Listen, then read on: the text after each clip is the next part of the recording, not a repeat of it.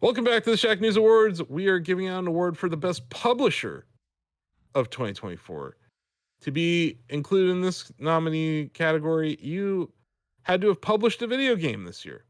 That's it. that's the bar. That's it. Now you have to be very good at it, or maybe you published more than one. But yeah, here are the nominees, and then we'll get to talking about them and then probably voting. Nintendo, which entered its 8th year of Nintendo Switch publishing. Capcom, Sega Atlas, Square Enix, PlayStack, which published Balatro, and Bandai Namco, which published Tekken 8, among other games this year. Should we start talking about Nintendo? This could have been a pretty dead year. I think we all expected it to be a dead year. Like, it didn't have to be as stacked as it was with games. Like, maybe these games aren't selling as well, or maybe they're not as critically acclaimed as some of the past games on the Switch, but like, got a new Zelda game that no one expected. Nintendo World Championships was released this year. It may not have hit everything that we wanted it to be. And then the back half of this year, getting Brothership and a new Mario Party game. Not to mention, Nintendo also published Super Monkey Ball Banana Rumble this year. Yeah, not a bad year for Nintendo, in a year that could have been considered a throwaway for them, right? It's kind of a reset sort of year for them financially, and also with the new system coming up. Dom, I see you're rocking a Nintendo New York shirt right now. So I am. Are you teasing are you teasing a potential vote, or is this just a coincidence? Who can really say, you know? Hey, I like Nintendo games. I was also impressed with their year. Again, like Ozzy said, no one expected this to be a great year for them. I think they had every right to phone it in and just kind of ride out the final year of Switch, but they are still releasing some of the best games on that platform. So they definitely deserve a nod at the very least. Yeah. Feels like they're always in this category. Yeah. I mean, that just kind of goes to show how great the Switch era has been, that they are kind of just a free space in this category almost every year since 2017, it feels. Yep. Let's talk about Capcom. What we get from them this year? Got a little Got some Dragon's Dogma 2 from them. And we got the Marvel vs. Capcom collection, which was Marvel, baby, excellent. And they took a chance with Kunitsugami, Path of the Goddess, which is a totally different kind of game. And look, I love Weird Capcom, and this is definitely Weird Capcom, where it's a totally different type of it's a totally different type of experience where you're trying to like manage a bunch of like you're managing different units to try and protect your goddess. It's sort of like that blend between strategy and tower defense. And I thought that it was a really strange kind of blend that worked out. I think it's a lot of fun. Yeah. And just different, to your point. And then, I know it didn't get released this year, but they continued to support Street Fighter 6 very well too. With DLC releases, new trailers, news at Evo, Capcom Fighters, their own esport division. So they've done a really good job keeping Street Fighter 6 relevant. Yep. The game itself is doing a good job too, but they're keeping it in the news with DLC and stuff. Yeah, because we're already seeing with like the rumors that WB is dropping support for Mortal Kombat. Like, it means a lot to support your games and make sure that you have the full backing of the publisher and be like, okay, we're committed to a 3-4 year plan. We're going to make this work. And if we see sales starting to lag a little bit, keep at it, because you might get those people back. We've seen with Fallout, you might get those people back at some point. But I think the most important thing is, like, I don't know how many years ago it was now, probably 5 or 6, maybe even 8 years ago. Capcom realized they had a problem, and the community around their games was upset with them. And they like reached out and they said, what can we do better? Remember, like, they sent out a survey to their fans and like creators in the scene, and they're like, what can we do better? And if you look back at that and you look at where they are now, they've really listened and they've done a lot. But they also just had some really great games. Dragon's Dogma 2 is a great game. And I think the hype that we're seeing around Monster Hunter Wilds, we've only done previews of it, but that looks like it's going to be another really solid Capcom published title next year. So yeah, I think Capcom's just they were a comeback of the year award winner here years ago, and now we're seeing the other side of it where they are sitting right next to Nintendo in this category, and for a good reason. We didn't even get an RE game this year, right? Like this is a non-RE year, David, and we're still talking about Capcom. No. We got a Dead Rising remake. There you go. There's another one, right? Like, Yeah. And talk about fan service right there, Sam. Mm-hmm. We get an Ace so Attorney yeah, game too. Think, we got an Ace Attorney game too, I think. Did we get an Ace Attorney game from them this year? We got 2 Ace Attorney compilations. We got Apollo Justice in January, and we got Miles Edgeworth in the summer. Sustained. And then we got the Marvel vs. Capcom collection too. Like there's other, if we're going the remake, remaster route, they're doing really well on that front too. That's a good point, Greg. There's a consistency that's still in place with Street Fighter and such, and bringing in crossover action too, of Terry and such over there was pretty cool to see. Yeah, absolutely. A very good nomination. Sega Atlas, though. We got a new Sonic game. And it's good. Shadow Generations is good. You guys, really? We got a good Sonic game. We got Metaphor Refantasio, and we got Persona 3 Reload. In 1 year. And then we got what? Unicorn Overlord? Like, that's crazy. That's crazy Super work. Mario Banana Rumble? Yeah, no, Nintendo published that. Oh. So it's still developed by Sega in that case, but even ignoring Banana Rumble, this is a pretty great year for Sega and Atlas. Like pretty great. Hard to ignore, honestly. David, were you about to say something? Or I was going to say that they're on a phenomenal run, and I mean, you could probably look back, and this is probably one of the best years Sega's had in a very long time. I think a lot of the nominees here could go in every year, almost, or at least every couple of years, and some of them have. But Sega, I mean, it has been a standout year for them. Did we even mention the Yakuza? That we got we got Like a Yakuza game, and another one is on the way immediately. Yeah. Like a Dragon Infinite Wealth early in the year, right? And then, no, good point. Like, but I think it's important that we're mentioning Sega and Atlas here, because like, Atlas West is crushing it this year too.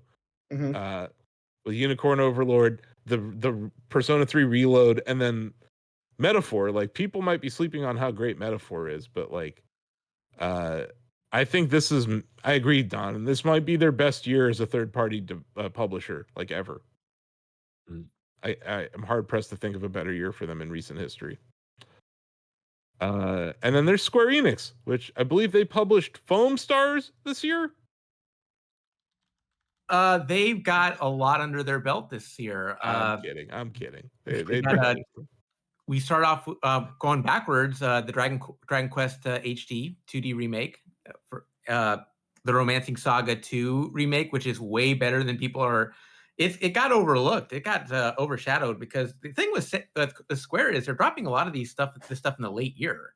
Like we're about to get Fantasian, the Apple Arcade remake, which by all measures looks really good. We haven't gotten the review just yet, but it looks amazing. And also, New Life is Strange. Life is Strange has been their 10th anniversary. And what I'm missing? Final Fantasy VII Rebirth at the start of the year. Yeah, I was like, it's a little game.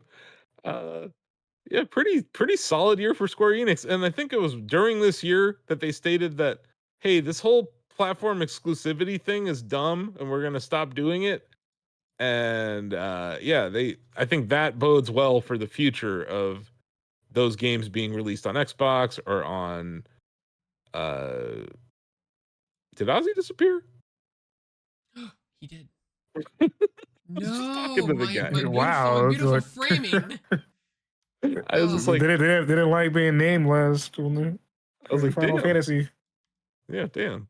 Square Enix got him, guys. He made like Foam Stars and disappeared. To be fair, he entered into a random battle in his office. Yeah, he got pulled into a random battle. Yeah. Yep. That sucks. He was not playing Dragon Quest 3 then. That's all I know. Yeah. But yeah, I think Square has had a pretty solid year publishing. We leave it out, but like Final Fantasy 14 got Dawn Trail this year too. They still support which that is game really heavily, and people really like that game. It's still a big game. It's their WoW, Greg. Yeah. Like it I really would argue is it's their better WoW. than WoW. It's better. It's better. People No, I have left know, the but game like for a while, remember when WoW pissed off like everyone a That's few like years every ago? week. But like I remember when 4 they did, years ago or 3 years ago, WoW, it was all this there was the Bobby Kotick stuff and like the Cosby Room and all that stuff came out, and a lot of people left WoW. They just said, I'm not gonna fuck with this game anymore. And a lot of them went over to Final Fantasy 14. And then just ignoring that, Dawn Trail by itself is a big release this year for them. I was just mentioning FF14 too, Ozzy.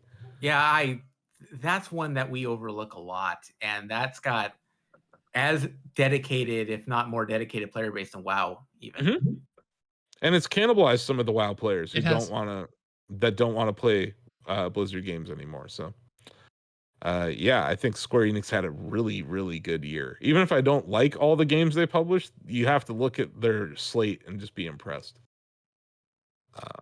So yeah. And then there's PlayStack, which published Balatro. And it's just having the year of all years. Really just happy for everyone at PlayStack, happy for Local Thunk. I love stories like this. The little guy winning. You have game companies that are spending $300, $400, $1 billion, right? Like millions and billions of dollars on their games and publishing them, and they have marketing budgets that are probably 100 times that of the budget of Local Thunk. And yet this is the game that's kind of sitting here. This is the publisher that's kind of sitting here at the end of the year getting praise, because at the end of the day, it's about making good video games. Not just exploiting your IP and making a battle royale mobile game out of it or whatever. But yeah, definitely deserving to be here. PlayStack had an amazing year. And then yeah, last but not least, Bandai Namco. If we start going down the list that they published this year, it's pretty damn impressive. Dragon Ball Sparking Zero. We have Tekken 8. Sandland, which I think is one that got overlooked a little bit. And then Shadow of the Erd Tree. Like, Bandai had a very big year from the publishing perspective for sure. I might be leaving something out, but just those three by themselves definitely deserve to be in this category. Anyone else Pretty hefty. Yeah. Anyone else want to chime in on Bandai's year? I much love the Sparking Zero and such, because they moved some pretty big numbers with that drop. I think the way that they handled character unlocks in that, Denny, was a huge win just in general for game design, but also for that community. Just being able to have all those different characters available to you for free, not for free, but as part of the game at launch.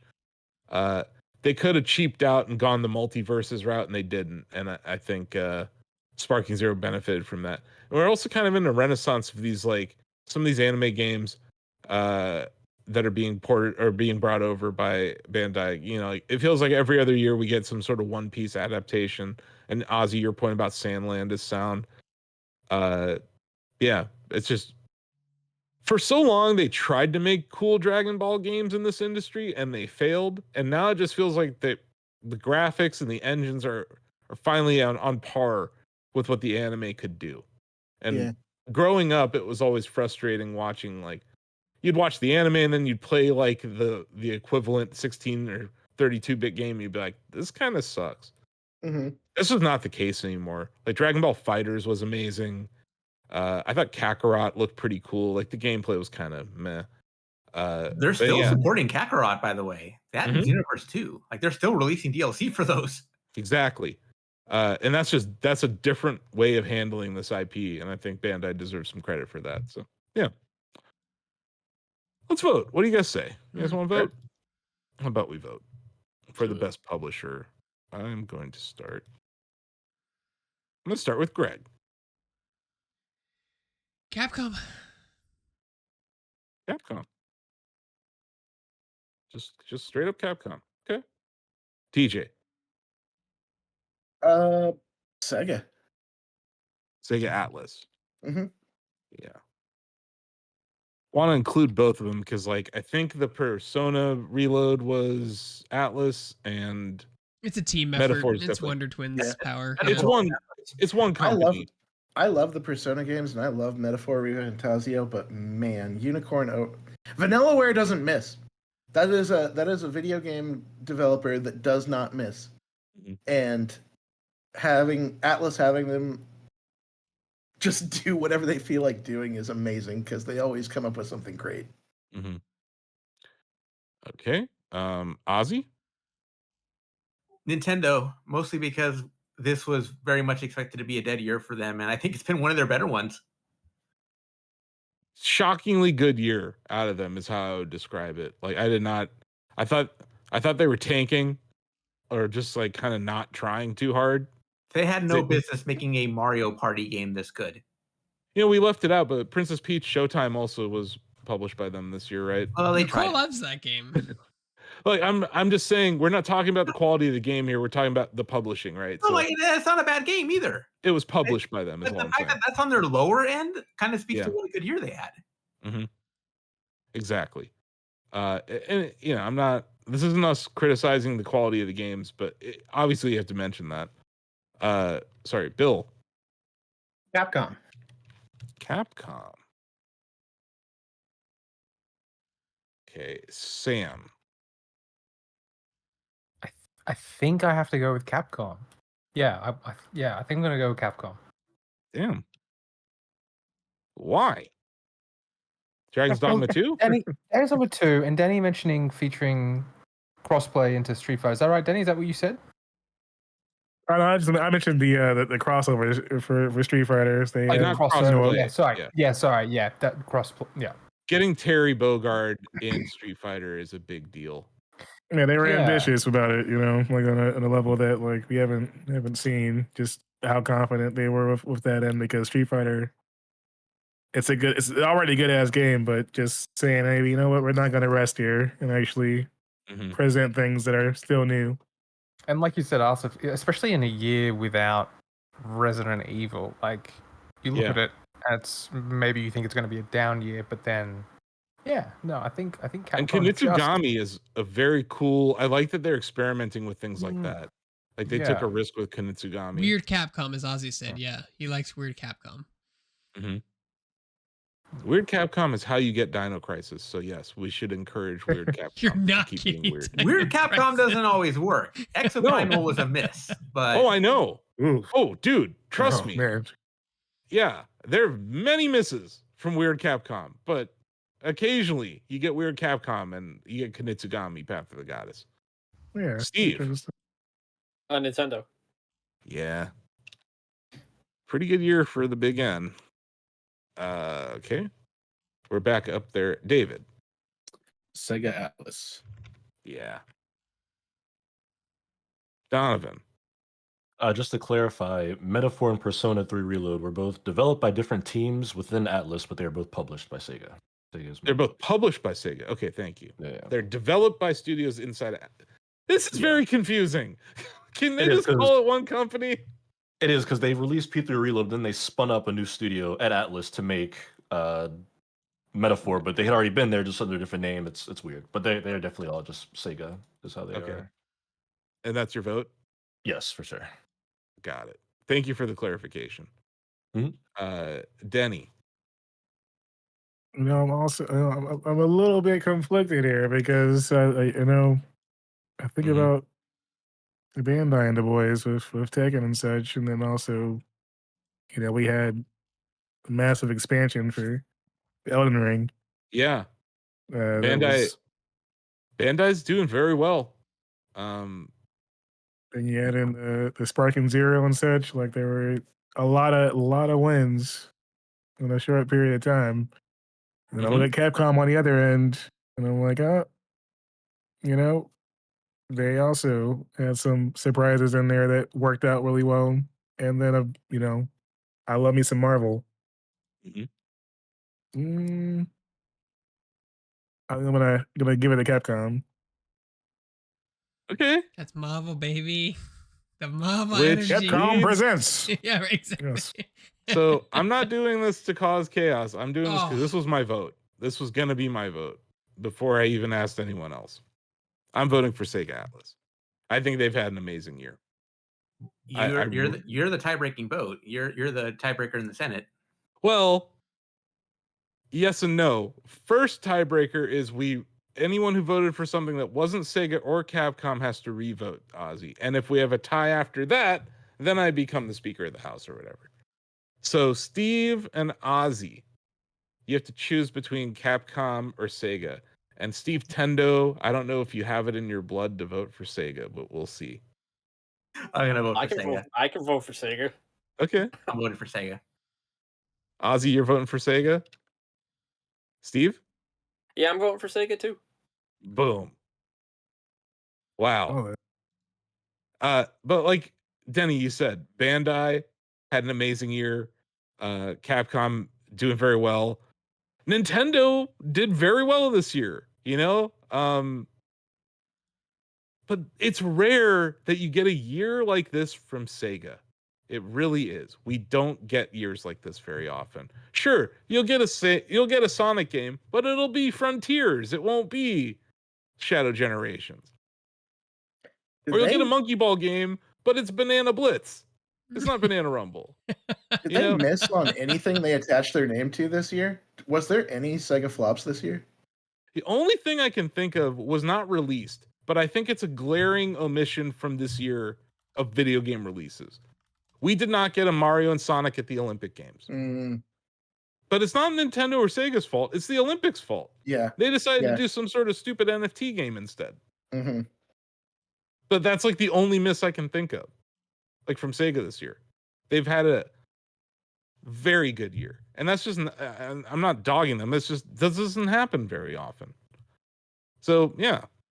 When you get a solid Monkey Ball game that obviously they developed, they didn't publish, but then you have everything Donovan broke down earlier with the Persona series and